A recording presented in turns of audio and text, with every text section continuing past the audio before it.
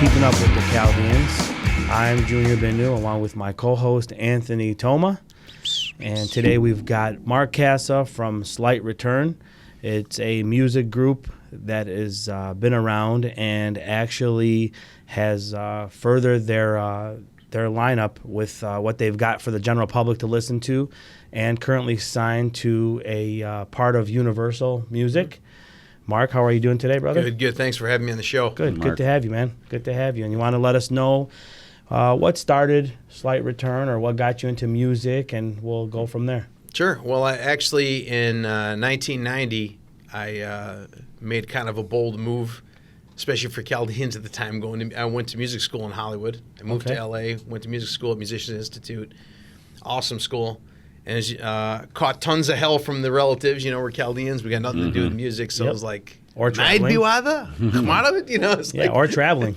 Oh, yeah. Yeah, especially back then. Well, now you're allowed to go away to college and this and that. Back then, it was like, no, man. You ain't going nowhere. You got time off. You got spring break. You come to work. We need you to put up aisle 5. Yeah, exactly. So, I mean, I was to the point, you know, we were working a lot of hours and doing this. I really wanted to study music. I'm like, you know what? This is going to be my life. I just couldn't hang with the fact that this is it. Yeah. Just work, go home, work, come home. And I wanted to learn about music, and that was the school because it was in the middle of the music industry in Hollywood.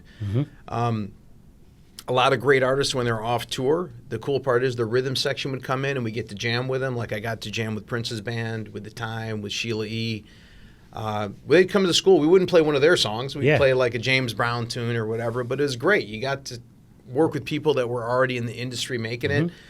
Completely different than the music school, formal music school route where you know, you get like one recital a quarter and this and that. This was, you can perform on the main stage on a daily basis multiple times to hone your skills. That's cool. Work with a lot of great people. 50% of the school is from outside the United States, Sweden, Switzerland. I've met kids from Iceland, and it was just a great mix and an eye-opener. And being a Chaldean kid who worked on Linwood and Davison my whole life, and you know, I saw different parts. It was kind of funny, actually. You go to Detroit Catholic Central, you see one part of society. Then you go to Linwood and Davison, you see another part of society. And then I go to the school, and I'm getting different world, getting people from all over the world, which is a great eye opener for me. Sure. So I graduated from there. I came back and started a band called Tower, which lasted maybe I don't know, maybe a couple of years. And we cut an album, and in fact, I was. You know, I didn't even realize the significance. Our first album we recorded was on Reel to Reel at Grand Funk Railroad Studio. We had 10 platinum albums, you know. And then after that, I wanted to do my own thing. So I started Slight Return in like 1994, 95. And we were a three-piece. My best friend from grade school, high school, college, he went to the Wayne State Music School. I went to MI, and then we started the rock thing with the band. We were a lot more experimental, and a little more, you know, more rap rock kind of stuff. Yeah. So we took a Cypress Hill tune called Make a Move, and it's like a real laid back kind of groove thing, and we made it into like a Rage Against the Machine style tune. My buddy who played drums and sang sounded so much like Zach De La Rocca from Rage. It was unreal. So we got offers from Sony. Who are these two guys? Do you want to name them? Oh, yeah. Mark Dabrowski was on bass, but Alberto Rosell, who was my best friend, he was on drums, and he was on vocals. Where's he now? He passed away. Oh, sorry to I hear that, was going to get to the story. So we had offers from Sony, from Atlantic, and from Sanctuary Group. 2-year deal. They own you, your likeness, your image, your name, your music. You know how it is when they... Sure. So I didn't take the deal because my kids were young, and I'm like, I'm never going to get these years back. These are such important years when they're small, and I'm not going on the road. And a lot of people criticize me for that. I didn't care. Yeah. Shortly after we're in the studio cutting the EP, Al started feeling sick. He was just had this cough, lingering cough. We didn't think it was nothing. We said, go in, maybe he got pneumonia. Ends up having 4-stage cancer. He passed away. I quit playing music for about a year, and my wife kind of got on me. She's like, you better start playing again. You're a different person. Yeah. It's part of me, you know? Yeah. I'm like, well, he sang. I mean, I wrote the music, but he sang. I never sang or done this or that before. And she's like, well, you're a smart guy. You'll figure it out. So got together with a buddy of mine that was like, he's like, I play a little bass in the church band. So we put a drum machine on and started. I had to figure out how to play guitar and do vocals at the same time and all that stuff. And then Bishop Francis, at the time was Father Frank, referred me to a Chaldean guy that liked Led Zeppelin and stuff like that, was a drummer, Ronnie Carmel, so he became part of the band. Nice. And we added Tony Mitchell on percussion, and then we cut an album called Corporate Pig. As you know, I don't like big corporations. So you can see it right there, the album cover. And then we started getting some recognition. We played at, we got gigs at DTE, playing with CCR and with Tesla, and we played at Freedom Hill, and we played at the Soundboard, and we've been on Comcast Concert TV and the national broadcast. And we've been, just kept plugging away, doing what I do. So we cut that album, then we cut another album, Information Overload. Actually, we had 2 albums before this too. So then we had Information Overload. I recorded with your brother, Omar. That was like a two-year project, you know, because we moved studios. Of course. Switched studios. What goes into creating an album for those out there that want to kind of follow your blueprint? Yeah, so, I mean, it's a kind of a tedious process, but it's a labor of love. One, of course, you start writing the music, and you start refining till you get to where you're like, okay, I'm happy with this. The hook is strong. The music's strong. And then I don't like to waste money in the studio. I'm not a guy who goes to the studio and writes in the studio because you waste a ton of money for nothing. They're expensive. Right. Everything's all set. We have a ton of rehearsals. We're prepped when we walk in, and we have all, primetime players that know what they're doing. So we go in. We generally like to record live off the floor. It's very rare that we we have a click underneath. Yep. I like the live feel when you're in the studio. So you record all that. That's step one, is getting somebody who's good at capturing the tracks. Make sure they got things mic'd. If I have my guitar amp, I might run one line out of the amp, out of my guitar direct, one through a ribbon mic, one through like a SM58. So there's 3 different sounds. Then I take everything, and there's like 7, 8, 10 mics on the drums. Sure. Then I take all those tracks and I work with a guy in Seattle named Jack Endino. Jack recorded like Nirvana, Soundgarden. He's considered the godfather of grunge. Wow. Incredible producer. Sure. Incredible. Yep. I met him through a friend of mine, another Chaldean guy, Rich Mansour, another rarity in the music biz, who's connected me to him. And so I go to Seattle, or we've recorded directly in a studio in Seattle too. Yep. I sit there with him at the board. I'm the producer. We mix down all the tracks. That's a whole nother skill, is the mixing and the editing and lining everything up correctly and adding the effects and your levels and all that. Once we're done with all that, then it goes to another guy in Seattle, Chris Hanzik, who is also the other guy that broke all the grunge bands in Seattle. Yeah. But he's got a great mastering studio, which is a completely different skill. Yep. People think like one guy can do this, No. No. I've seen it, so I understand what you're saying. Especially mastering. Mastering will make or break your album. If you have too much compression, it's ruined. Yep. If it's like, if there's peaking, too much compression. Bass, treble, the sounds can be off, definitely. And if, so that's another skill in itself. Another really, really great skill. So Chris, I trust him with everything. And then after that, you go to pressing and setting up your liner notes and all the details and artwork and all that. It's a process. Yeah. So what gets you to start the understanding of what your budget's going to be for the project itself? Because I've heard so many times, artists have varied from X amount of dollars all the way up to 7 figures, with it. So what makes the difference, and how do you prepare for that? I think the difference is that I'm lucky enough because I've learned everything the hard way. Yeah. I've done everything. Now it's easy. Yeah, I've done everything wrong. Yeah. So I've learned how to do everything right from doing that's a huge key factor with Yeah. Chaldeans. I give us credit. We like to stumble upon. We like to trip over our own faults and problems, and then we figure it out and we're running. Dude, anybody who's succeeded has failed 10,000 times. Yeah. You got to get used to failing, and you got to get used to rejection, because that's just part of the process. But there's especially old saying, with yours though, with your industry music and entertainment industry, it's almost secondary till it becomes primary. And you got to stay level head. Like there's an old saying, it says, "Don't let success get to your head. Don't let failure get to your heart." You're going to get knocked down a million times, and there's times you're going to have a little success. Don't get arrogant about it. Keep it cool. Stay and when humble. things go bad, don't get too down about it. Don't live there. Come back up. And That's a great saying. so, that's always been my theory. People that know me know one thing about me. I don't quit. Good. I don't quit. Good. Like, You're not supposed to. No, things happen. You got a whole life to live. Like, you know what I'm saying? At any point in time, anything can come in and turmoil arises, but you got to just jump that roadblock and just go. Yeah, and you know what? You're going to get old either way. So you might as well do something you enjoy while you're getting old, or you could not do nothing and get old. So you got your choice, you know? Yeah, it's exactly true. So back to that, like, so the budgeting part of it after you get everything. Oh, so the figured. budgeting. So I've been lucky, going back to that, the budgeting, I've been lucky because I'm the producer, I'm the writer, I handle all the hats and every single thing from A to Z. Okay. And so luckily, everything I've done, even when I went to Universal, they didn't have to spend any money on me because everything was done correctly. But if you have to go now, the price gets pricey when you go, okay, now I got to hire this engine, I got to hire this guy to do this. Now I got to hire that guy for that. I got to hire an executive producer. I got to hire. Now is where the project gets crazy. Yep. Or let's say like Queen. They want to layer 500 vocal tracks. That's going to take time and it's going to take money. It depends on your project, how in depth, how many songs. Sure. But you control the budget by how prepared you are. Okay. And does it make a difference from like one genre to the next? Like, does it matter that rock to classic rock to rap? Like, does usually your budgets vary, or is there more intense work from one genre to the next? Absolutely. Depends on your genre. Like rap is going to takes less budget because you got somebody that's in front of most of the beats they're canned beats. You know what I mean? You don't have a drummer. Sure. So you're using a drum machine and you're using samples. So now that just cuts 4 or 5 people out of the picture.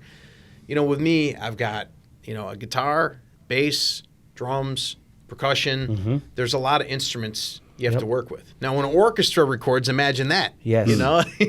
So then you're touching on that. So I had a friend of mine, Terry Saman. He used to be a part of Pearl Sounds. Oh, yeah. Which is the studio on Ford Road and Beck. Yep. It's one of the most amazing. Chuck Alkazian owns it now. Chuck's still there. Chuck's still a friend of mine. Great studio. Anthony, they can put a 50-band live percussion happening and do the sounds. It's built so beautiful that the airport is near there, right? You can't hear anything. You cannot, because they took the mounds of dirt and they mounded them in a particular way on the outside parameters of the building. So when the planes flew over, what he's talking about, compressions and all that, it kills it. So no vibrations come in. So when they're recording, it's not taking and rattling mics. It's got a good main room with a high ceiling. Yes. And same with United Sound in Detroit, which is where I recorded the Welcome to the D and Vicious Tides albums there. It's got a good, Welcome to D, I recorded at Ghetto Recorders. Vicious Tides. It's got a very nice high ceiling where you can get when the levee breaks drum sound that Zeppelin got. Huge main room. Marvin Gaye. In fact, everybody knows about Motown. Yeah. Nobody talks about United. Miles Davis, Muddy Waters, Marvin Gaye, Red Hot Chili Peppers, Aretha Franklin, Parliament Funkadelic. What a lineup. Yeah. Oh, man, I can't even name. The list is crazy. In fact, when I recorded with Santana's guys, with Andy Vargas, the singer, I purposely took him there because Marvin Gaye recorded the What's Going On album there. So I said, one of my favorites. That's like taking me to Electric Ladyland, Hendrix's place in New York, So the history in that place is incredible. But, again, the budget depends on what you need, your specific purpose, and how prepared you are. But if you're not prepared and you go in the studio, you're blowing budget. And you're ready for band fights, you're going to be arguing in the studio over what happens where. So after it's in the can or wherever you put it these days, case or whatever, what happens next? Like, how do you get it out there? Yeah. Well, it used to be with CDs, you got distribution, which was nice. When there were hard copies, a band actually made money. Now it's streaming. I believe you get right now 4 1,000ths of 1 cent per stream. So every 4,000 spins, you get a penny. Okay, so it's either 4. Some of them are less. Some are 7 1. Like less than that, less than 4 1,000ths. Compared so you make a quarter a year. Compared to like what back in the days, an album would cost you $9.99 to $13.99. Sell it, the artist would get $1 or $2 off of every sale. Right. And artists were going double platinum, triple platinum, so they got $2-3 million. Yeah. Plus their signing bonuses and everything up front. The album, it used to be, the tour was support for the album. Yep. Now the album is just advertising for the tour. Yeah. But that's why ticket prices are insane. I was looking at ticket prices in our city because there's a monopoly on the entertainment industry. Yep. If you look at prices in Detroit compared to the city before, after, it's sometimes 4 to 8 times the price. Wow. Here? Yeah. Because there's one family that owns the entire entertainment industry here. Illich's? The Illich's own everything. So I was showing people for, like, Kiss was in town. I'm not a Kiss fan, but I was, showing. The top ticket was $4,500 a ticket. Then add on your fees for That's ticket from the box office? from the box office. I screenshot it off their site. It went 4,500, 3,500, 3,000, 2,000, 1,000. I'm like, what is this? Is like insanity. Some groupies come with that?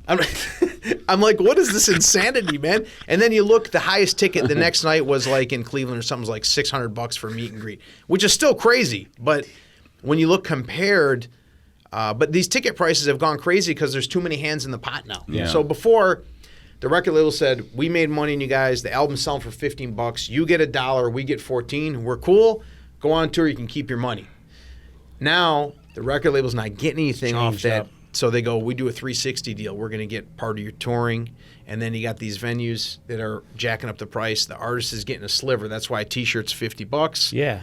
That's why tickets are $500, $800, $1,000 a show. But what's crazy is when you get to know all that in numbers like that. Man, AT, remember when we used to grow up? We were going to concerts, right? And you were as well, too. The stadiums were filled, sold out. Yeah. So now you got somebody like Big Sean is a big artist here in our town. He comes over to Palace. They cut it to a portion of it. This is when the Palace. And they're like 8,000 or 15,000 people like with sold out. It's like, wow. It's like, what do you mean? Like, that's nothing. What's his name? T-Pain, right? Yeah. He just was on TV talking about. He lost on he canceled his tour. And he said, I'm not going to sugarcoat it. He said, the label is telling me to lie and say that I was sick or whatever. He goes, no, we didn't sell tickets. Yeah.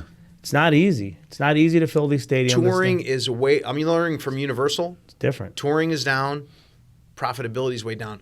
Now, on the flip side, we're trying to make a difference with, like, I'm a district advocate for the Grammy Awards. Okay. So I met with our Michigan rep. I represented the state of Michigan. Met with the rep, and we got a law passed to try and help, to try and increase revenues for artists. Sure. We're working on things trying to change the industry because, you got these gigantic things like Spotify that are raking in billions. Tidal, and Apple what does the artist Music, get? Nothing. Nothing. Peter Frampton, 40 million spins of "Baby I Love Your Way." I think he got $1,500. It's like, are you kidding me? yeah. That's what the state of the I'd be industry. better right off now. working at my store. Yeah, I'm serious. Like with all that, that's crazy. And with the change of that, like obviously the money plays a big part of it. So how do these why do these like streaming services keep popping up? And like, why do you have Tidal? Why do you have Apple Music, Spotify, Pandora? And it's like, then Who's giving them the rights to the music? right? And then how they earn with the rights? I think it's more of the artist really doesn't have a choice right now. So it's like where are you going to go for distribution? But what the artist is doing now, if you notice, they're trying to become more of a brand. Right. So they're making money on sponsorships, that type of thing. Yep. So you have to learn how to spin the game in your favor. Yep. Hip hop's notorious for that. Oh yeah, they're great. They're the I mean, best marketers there are ever. Best Shoes, marketers. jewelry, clothing, whatever it is. Come up with a catchy name. Yeah. Come up with this image. That's why, listen, that's my genre of music is hip hop. That's why a lot of hip hop artists started with hip hop and turned into movies because the money wasn't being made much anymore onto the record sales like it was before. Man, I remember I used to stand in front of Harmony House on Orchard Lake Road between 14 and 13. My mom would go to TJ Maxx across the street, drop me off at Harmony House to wait in line to get whatever album or cassette was dropping at that Saturday morning. Yeah, and there was a record store on 13 in Orchard too by Abbey Road. The arcade, and I forgot the name of the record store that was there, but yeah. But yeah, the industry's changed. But you know what? I got a passion for music, man. I was gonna say, how does it keep you moving? How do you encourage? Is that what you flowed into?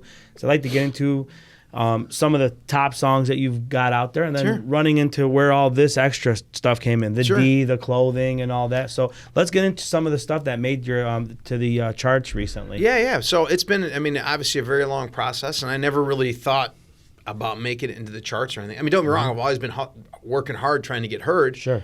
I met a guy that was working indirectly with Universal named Tom McDonough. He says, I can get your stuff to Universal. And I was like, oh, yeah, you can, right? You kind of doubt. Because I've dealt with so many people. I had a release in the UK, and they weren't able to break it into the charts, some of my other music. And so he says, yeah, I can get you on the radio with Universal. And I was like, yeah. So we started talking, and he started connecting the dots for me. And we started a label called RL Recordings, and we're connected to MI5, which is run by a guy named Ted Mason, who he was the bass player for Modern English. And then start talking. They said, hey, man, I got this. Tom pushed my music to Universal because they ain't taking a guy who's 51 years old. That's number one. And they're not releasing rock. Yeah. It's more about hip hop and pop. And he pitched it to him the right way and said, hey, we got Santana's singer on here. Let's push this thing. And it's the way Universal marketed it. They used Ariana Grande's marketing team. And then they marketed it by taking my song, which features Santana's singer. And when Santana came out with a new album called Africa Speaks, when they played a Santana song on the radio, they played our song right behind it. Okay. That's how they market it, because the Santana fans are going to be into hearing another, the singer from the band on the next tune. So they marketed that. We were in the charts, believe it or not, for 5.5 months. Great. Which is even for national artists is like that's awesome. Unheard of. Yeah, there's guys that last 2-3 weeks in the charts, whatever. And we peaked at number 13. We were beating out there was weeks we were beating out some huge bands. We beat out Greta Van Fleet, Jack White and the Rockin' Panic at the Disco, Imagine Dragons, Breaking Benjamin. So this is recent then? Yeah. No. This was just in the last month and a half. And then Warrior Soul came out 5 weeks ago, and that's still in the charts right now. We peaked at number 15. Yeah. And we're still doing well. In fact, when that song came out, Universal, they told me that. They said, well, we don't want to disappoint you. They go, this song's not as good as the other one, so we may break the top 50. We don't know. Second weekend, we're at number 15. Wow. So we're happy about that. We're working on a third release now. And then going backwards a little bit, I came out with Welcome to the D album. Yep. Which features George Clinton from Parliament Funkadelic on there. He's in the funk icon, Rock and Roll Hall of Fame.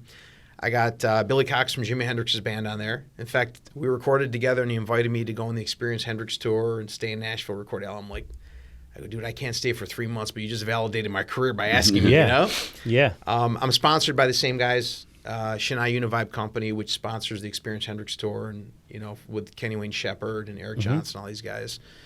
I got Dennis Coffey from the Motown Funk Brothers on there. We've got Davey Pattison from Robin Trower's band, Tony Green, who played with Snoop Dogg, Dr. Dre, Death Row Records. Wow. And that album was it was great. A guy named Rich Mansour was introduced to in California, Chaldean guy. Awesome guy. Awesome, incredible person. A buddy of mine. I thought I had it on vibrate. Maybe that's Rich. Yeah. So he heard us. Man, sorry. It's okay. Right. No big deal. Thought I had it off. So I got introduced to him by Ivan Nager, who's a Chaldean guy, who's a drummer. Ivan, I know. Yep. So he's like, you guys are both rockers. You'll probably get along. So Rich records strictly analog, reel to reel. Had a really cool studio. He called me up and said, hey, man, we got this guy who's a world record holder in the Guinness Book for breaking bricks. They call him Big K, Kevin Taylor. Can you write a song for him? We tried a couple bands here. They couldn't do nothing. He goes, you write high energy stuff? I said, yeah, of course I can. So a couple weeks later, he called me up. I said, I'm all right, I'm ready. Let's go. He's like, oh, you're done? I go, yeah, we're ready. Let's go. So he says, okay, I'm going to send you. He says, as long as you're going in, why don't you just write a few more songs? We'll send you to do an EP to Ghetto Recorders in Detroit. That's a guy named Jim Diamond. He recorded this White Stripes first 2 albums. And that album I wanted to be a little grittier. So he sent me to Jim Diamond. The store was an old chicken. The studio was an old chicken processing plant, and it was like black mold, asbestos, and the floor was slanted. So when they slaughtered the chickens, the blood would go down the drain. Well, that's where the band sets up. Nice. So I went in. We cut like 4 songs.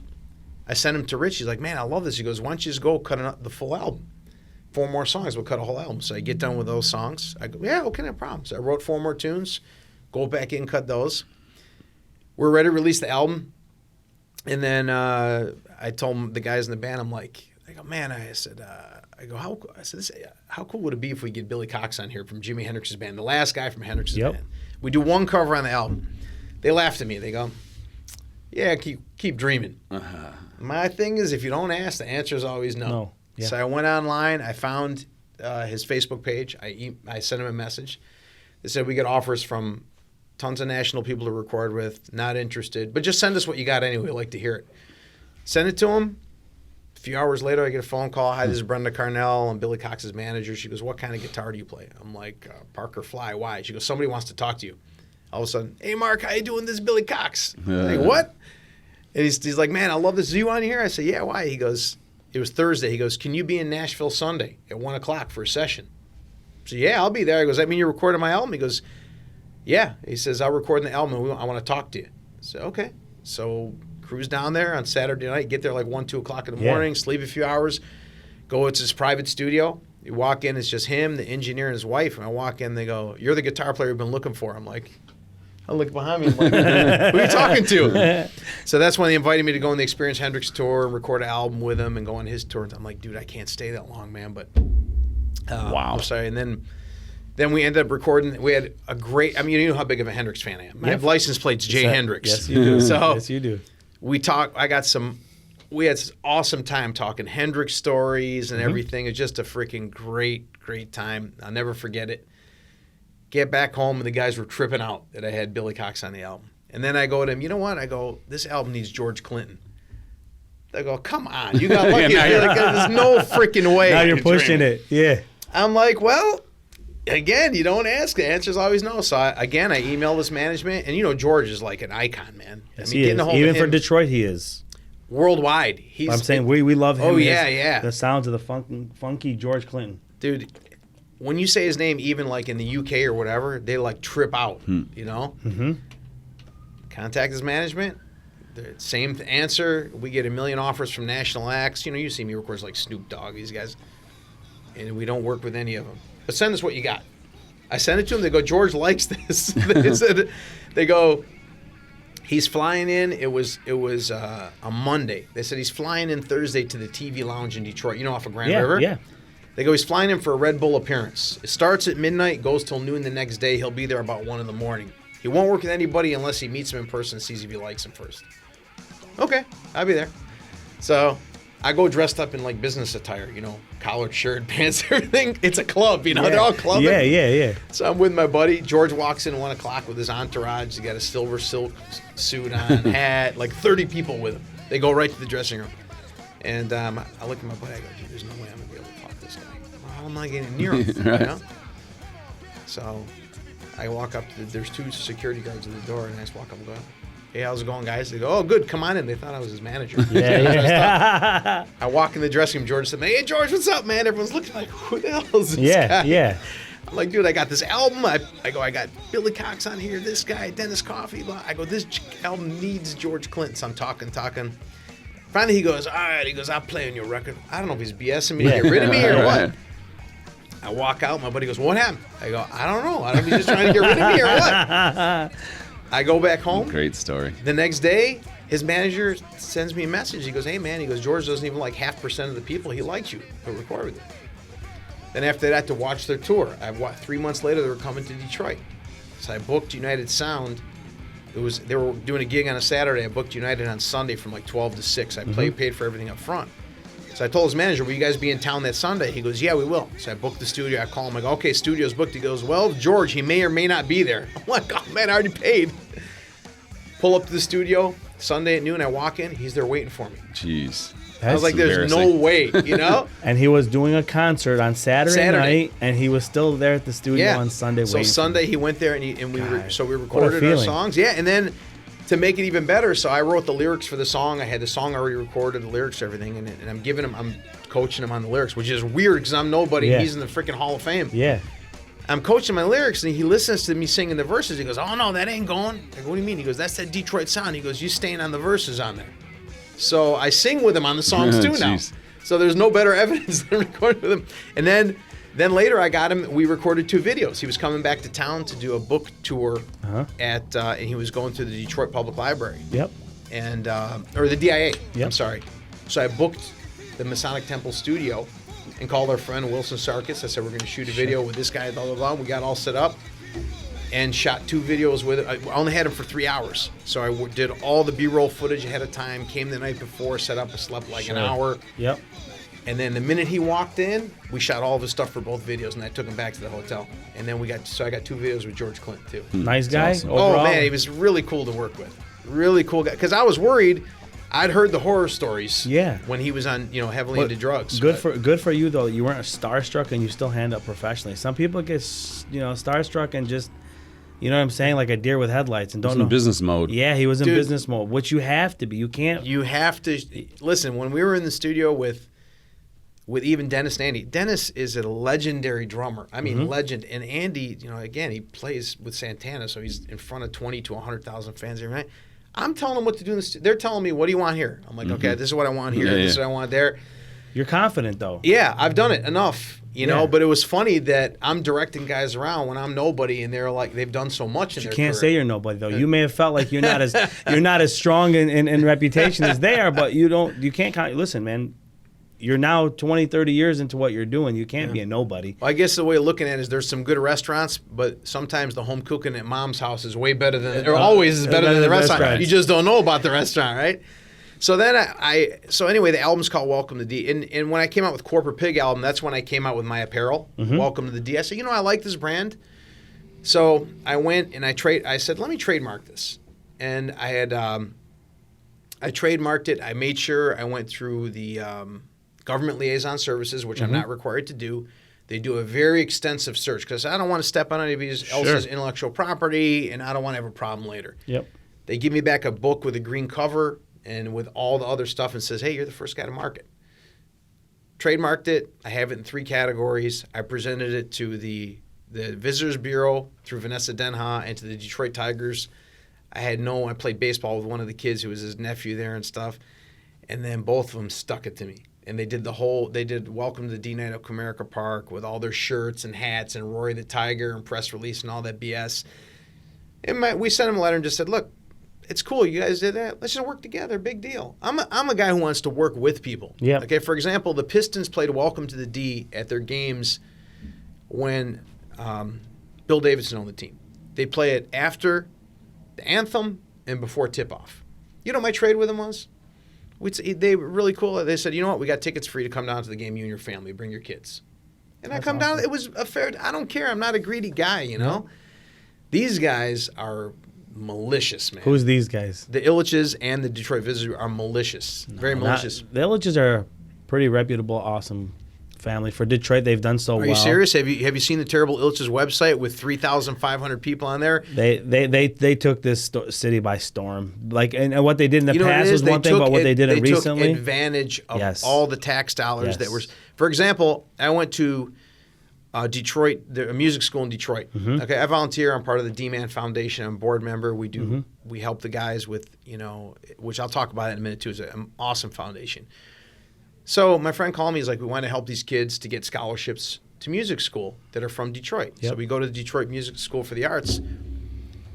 They didn't have music theory classes. I'm like, why don't we have music theory classes? Well, we're getting to that.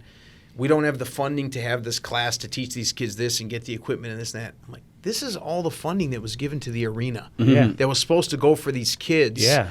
It's just disgusting when you see that people with this much money, it never ends. According to the Terrible Illiches site, and they link to everything to show you where they get their money, why they put the Mike Ilitch School of Business by the stadium and not by Wayne State because it released $210 million more in tax breaks that they got. And all.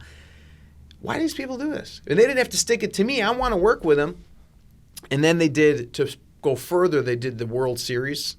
Theme around my trademarks, Welcome to the D, the banners, laminate. I have everything saved. I took photos of everything. Yep. And then, the Visitors Bureau, same way. And then, when you go to court, you find out that everybody's bought and sold. And then you find out judges that were on your case are getting their photos taken with these people and all this crazy stuff. That's Sixth Circuit even going that far.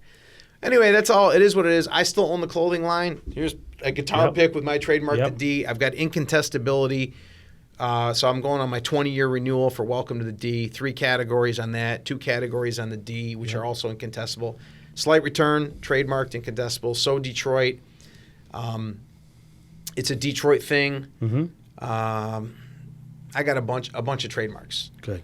And all done properly. So what are you doing with the trademarks? Like, where's the opportunity for maybe somebody out there that wants to partner up with you and run with?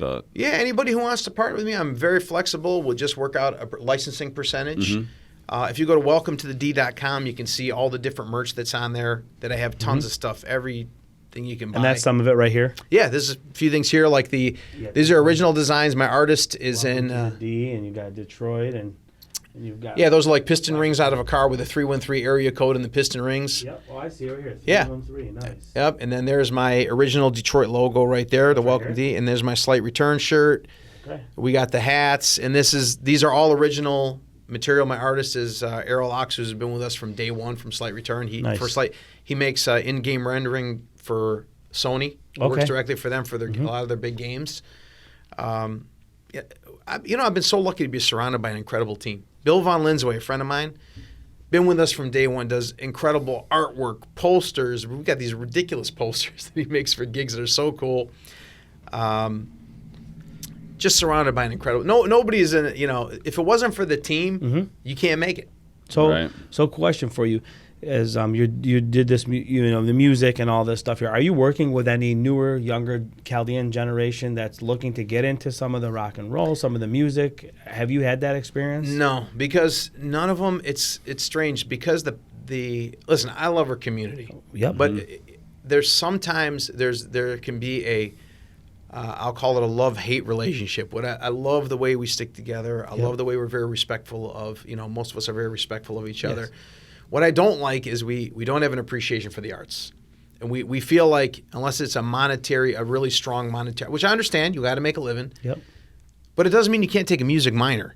Yeah. You can't have your major and your minor if you want to have your regular business. But the arts give you something very intangible. Besides helping you in artistic fashion, they'll help your business too because you become more creative. Yep. But there are a lot of intangibles that you can't explain to somebody that you get when you write a song, when artwork, music. Sure. There's something that hits you way deeper than any dollar will ever hit you. And you can't explain it to people unless they're in there doing it. And I really wish our community would allow their children to get more into that. Let's forget about, we know there's things that have numbers, material goods. But you know what? There's things that are priceless.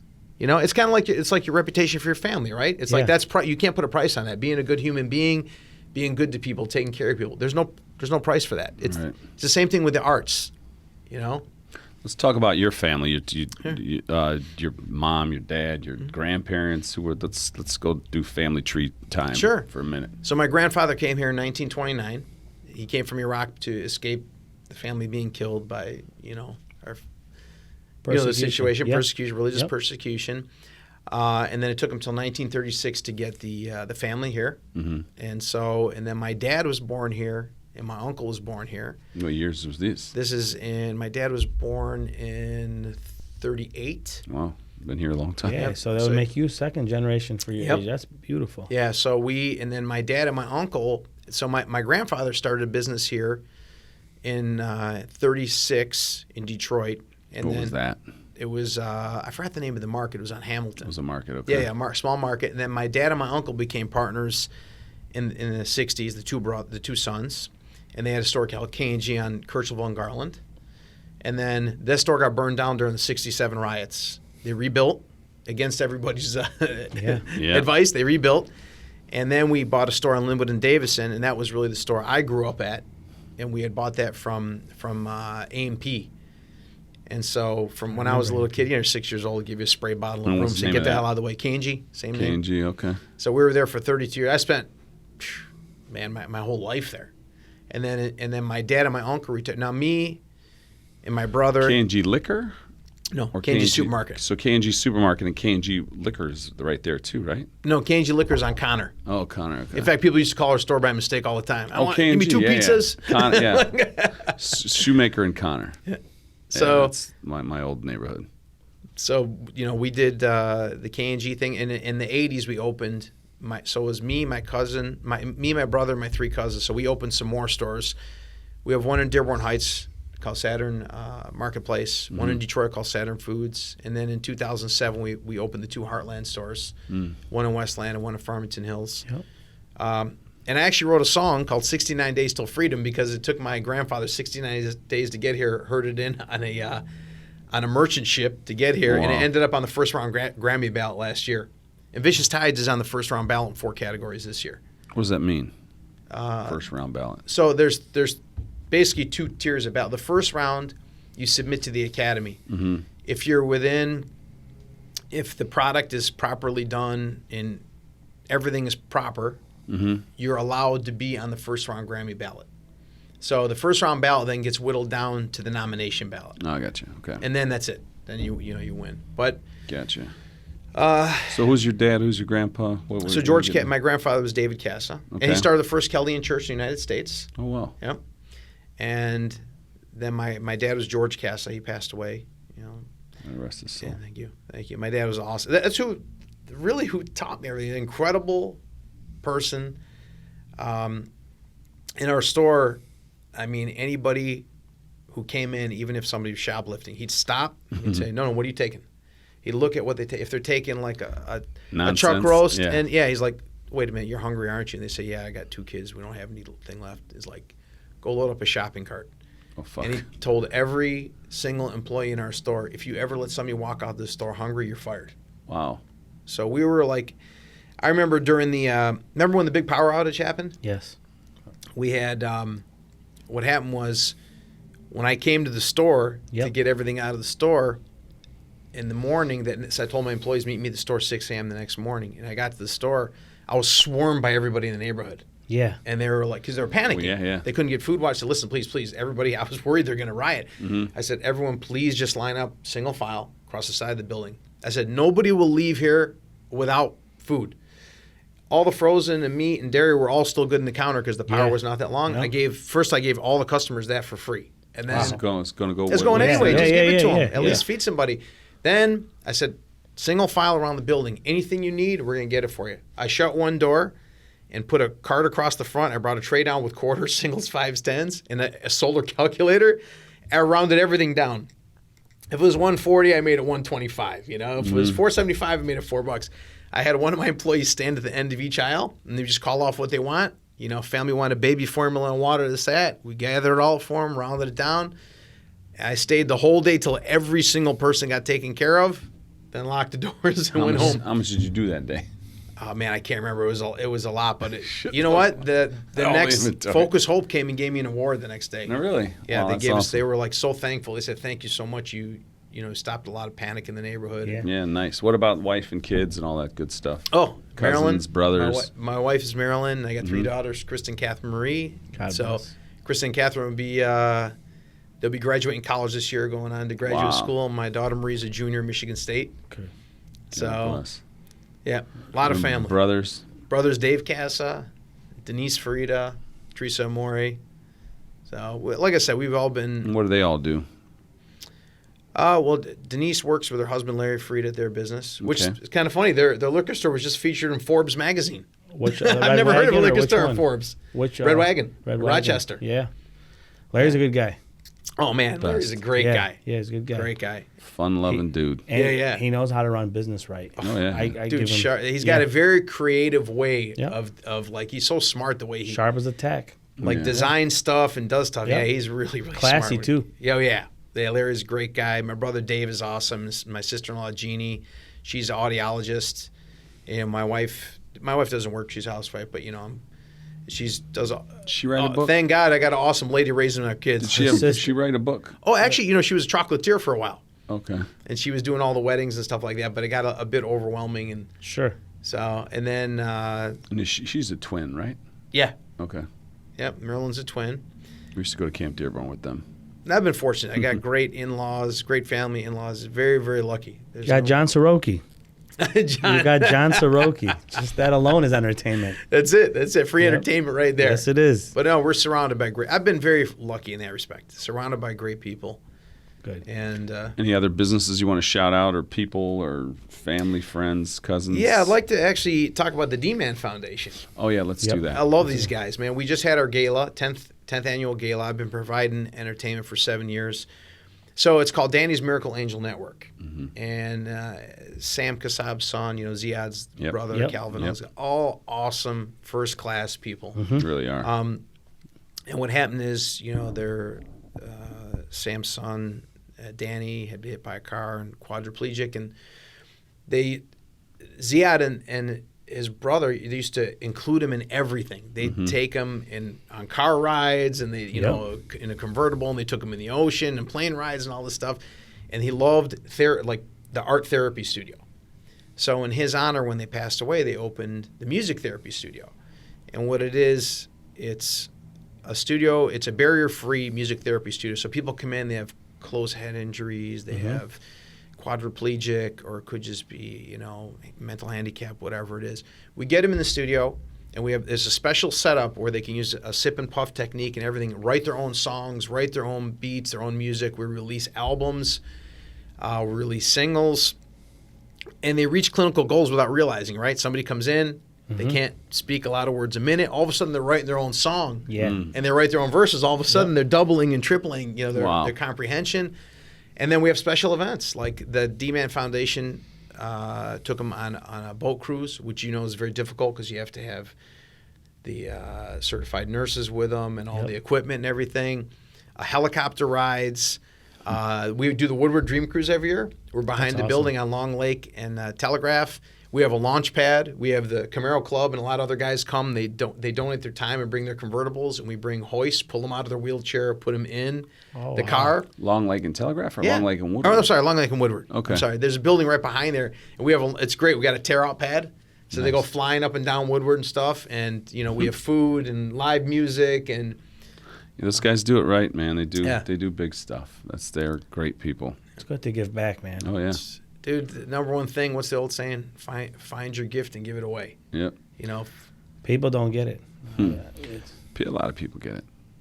Yeah, it's just, I don't know. Whatever I can help with, I'm happy to. This is what I enjoy in life, you know? It's not just about collecting money and all this crap, you know? Yeah, you want money? Yeah. You want to have your kids in a decent school. You want to have but, again, talk about the intangibles in life. We can't not just, you know, gathering and monetary stuff. Of course. You got some friends you want to shout out? Anybody that we missed out? Yeah, Big O. Big O. Big O. Omar Binno, Ziad, Calvin. Big O was our first guest on the show. T-Money Green. Yeah. Big O was our first guest on the show. He's ditched us so many times. Dude, seriously, what guy always complains he can't drive over here. Yeah. He doesn't want to drive this way. He says too far. Yeah. Dude, seriously, what an awesome guy. And what I mean, when you think about what he's accomplished and what he does. He's amazing. Dude, I watch him in the studio. Oh, by the way, on Vicious Tides and Warrior Soul, I captured guitar tracks with Omar at the studio. So he's part of that album. He's part of that. Nice. He's all part of that stuff. We recorded stuff together. Now he's got you on tape or on video. Now he's going to ask for a cut. Yeah, exactly. Where's my royalty, Big O? Yeah. So 100% is 0-0, so I ain't getting nothing, so what the hell.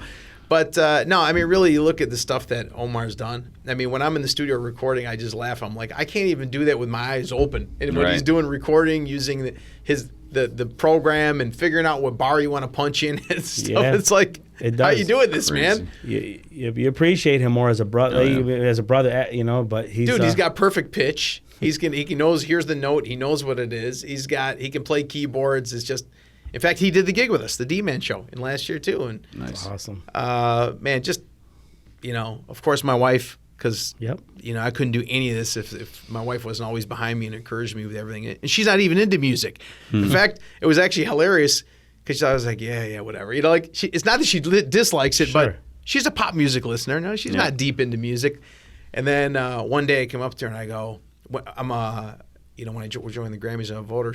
I'm like, you want to go to the Grammy Awards? She's like, yeah. I go, it's funny you like music now. You didn't give a damn about it later, before, you know. The carpet. Well, let's wrap it up. Why don't you tell us what it means to you to be Chaldean?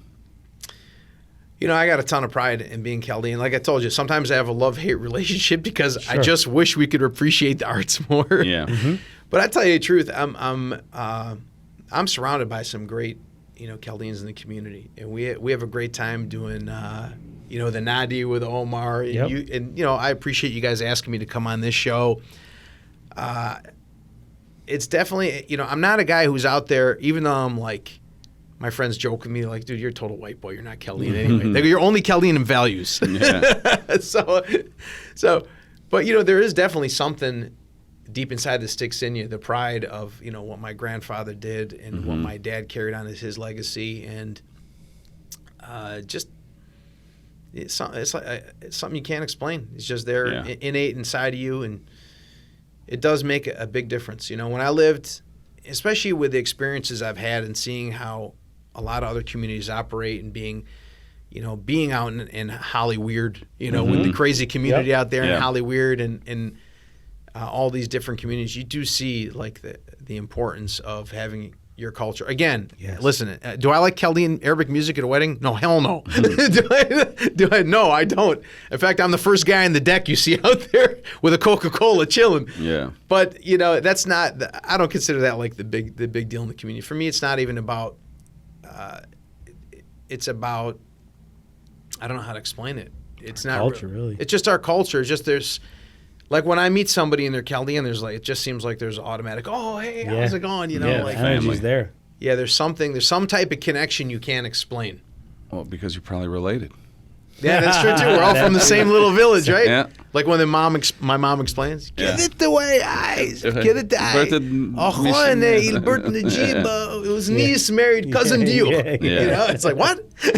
And then you go to the next event and you run into him. You go to somebody, hey, this is my cousin. Yeah. this is my cousin Mark. Yeah. How many times you go to a wedding you're related from both sides? Oh God, I've had that. Roy Denhart gets invited from both sides usually. That's hilarious.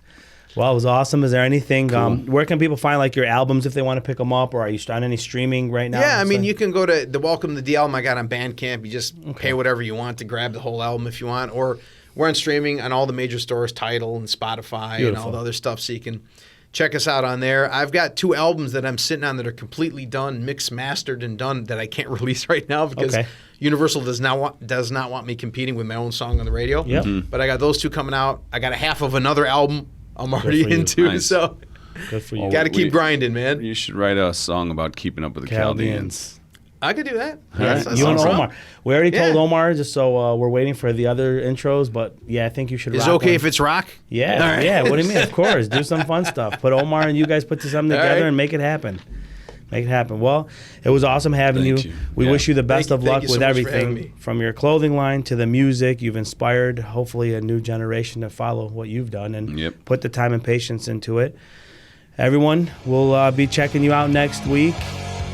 So we're signing off. Thank Anthony, you. Mark, and I. Thank you.